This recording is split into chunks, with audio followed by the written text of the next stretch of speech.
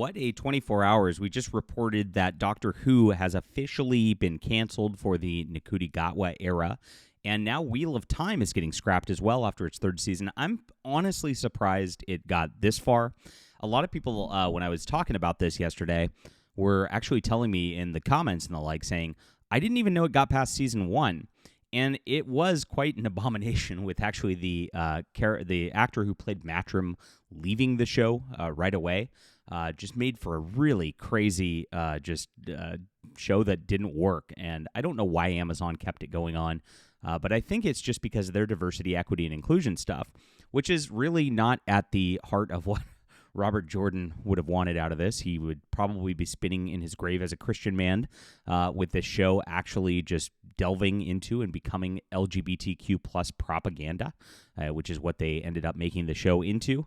It was disgusting, and they went all in on this, and, this is another instance of get woke, go broke. So let's talk about this in just a moment. This is your real fantasy news, my friends. Thank you for being here. Please hit the like and subscribe button and join us as we talk about all things in fantasy. I'm a huge Wheel of Time fan. I've read the series 3 times. While I don't write epic fantasy, I write regular fantasy, and it's because I love the books. Don't get me wrong. But Robert Jordan does have a tendency to go off in over description and tangents, and that's a thing in epic fantasy I see a lot. Wheel of Time kind of did go off the rails for a little while there. And so I try to make tighter fiction that's more action-packed and just direct.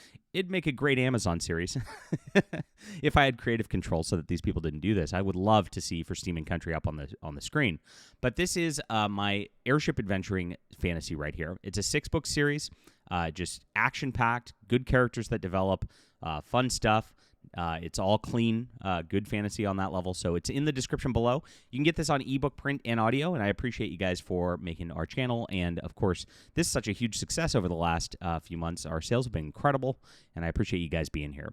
Thanks so much. Grab that today. Support our channel. Read a book. Appreciate you. All right. So Amazon MGM Studios has reportedly scrapped the Wheel of Time following the conclusion of the show's 3rd season. Guess this really isn't going to lead up to a big finale after all. Amazon Prime Video will not be renewing Wheel of Time for a 4th season. And for the reason why, she said it was claimed due to finances. And we're seeing this happen more and more with these series that are getting expensive. Of course, Doctor Who is one of the most expensive. Disney actually injected it with huge amounts of funding to get the visuals on there. Prime Video is another one that just has been just throwing money at a lot of these series. Rings of Power. They have to cut back. And for some reason, they still want Rings of Power to be their flagship, so they're just going to go full tilt forward with that. Yay. Now, the show arrived on Prime Video with first season and 3-episode premiere in 2021 with 1.63 billion minutes viewed, according to Nielsen. The season 2 premiere dropped 3 episodes on September 1st, only attracted 515 million minutes watched. So 50+% drop from season 1 to season 2, disaster. And of course, those people who were still there for season 2 stayed for about season 3. But that's not very high. That's pretty bad on that level.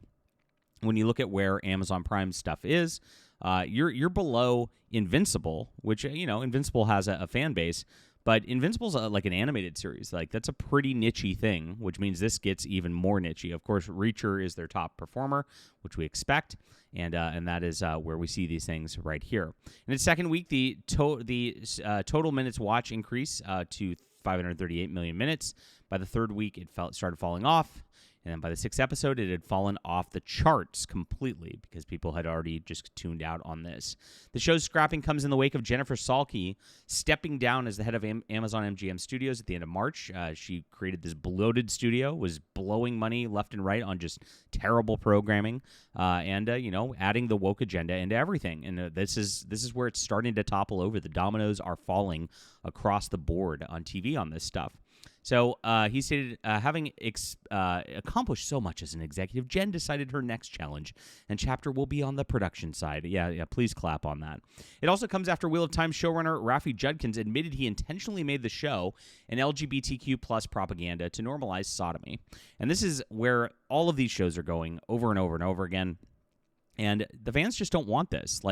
Honestly, your epic fantasy fan, I keep telling people this, sci-fi, epic fantasy, They want an audience who's not a straight white male because they're just obsessed with not having straight white males around. However, the people who consume epic fantasy, who consume science fiction, are 90% straight white males. It's so absurd.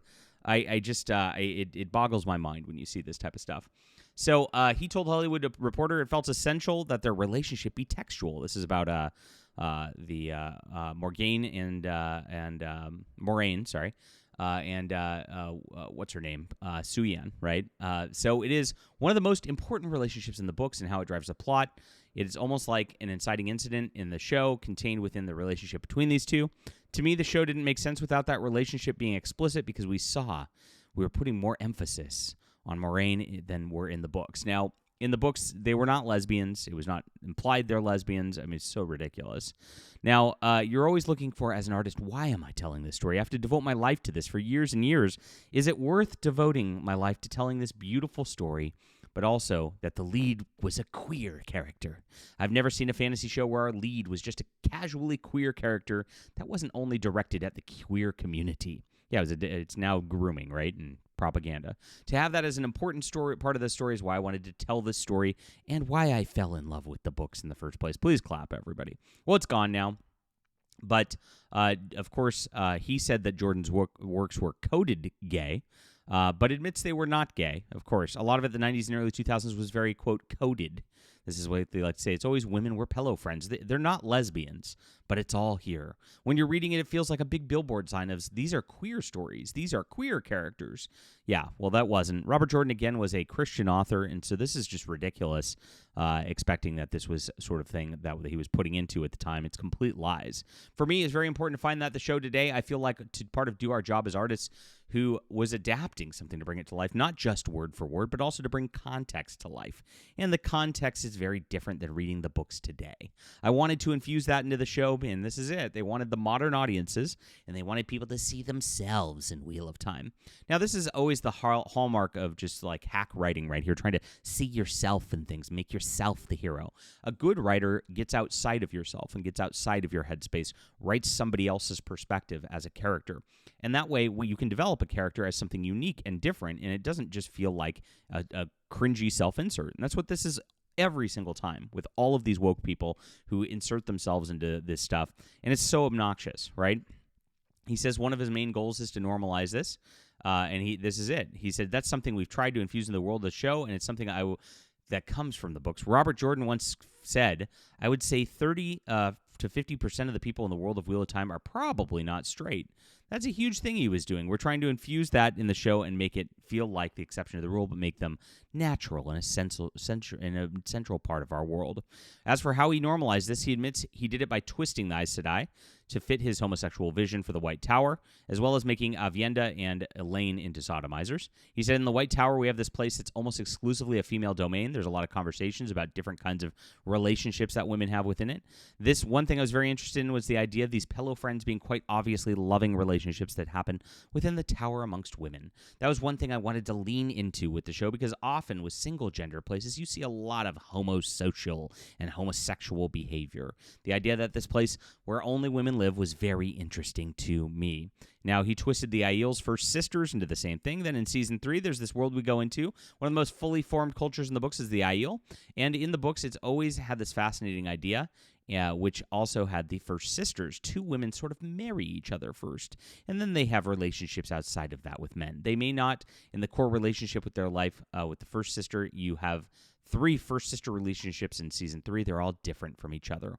With Avienda and Elaine, we have 2 main characters who eventually become first sisters in the books. And remember, they are not that. They're both just like Rand's wives, and that's kind of how it works. They are literally sisters. It's a sisterhood sort of thing, and that is a very clear thing in the name of that type of character itself. It is not something that was ever implied they were having a lesbian relationship at all, and they are going into this. Justine Gilmer, who's an amazing writer, probably a lesbian herself, was a big part of pulling it up, how we pulled it up to the forefront of that relationship and the loving nature underneath it. So when they become first sisters, it's based on a relationship they already have with each other. I love that. It's like having a multiplicity of queer relationships and different cultures approach queerness. Oh my gosh. So, yeah, that's what they turned the show into. It's ridiculous. and it's just painful, and that's why nobody wanted to watch it, because nobody wanted to watch that. The actual books were about Rand, Perrin, and Matrim and their brotherhood, even though, they were, they'd butt heads periodically, and them actually going and saving the world with the help of women and with the help of this. And there was like a yin-yang sort of thing where like both the male and the female was needed, and that was kind of the message of it, really, is that like, we're all in this together against evil. And unfortunately, they turned it into this like amalgamation and bastardization of everything that was intended, and good riddance to the show, because, gosh, what a disaster. All right, leave a comment down below with what you think about this. Please hit the like and subscribe button, and please check out My First Demon Country. Got none of that nonsense in it. This is action-packed adventure with good heroes who are fighting against evil, doing good things, and I appreciate you for being here. It's in the description below. Thanks for reading. We'll be back soon.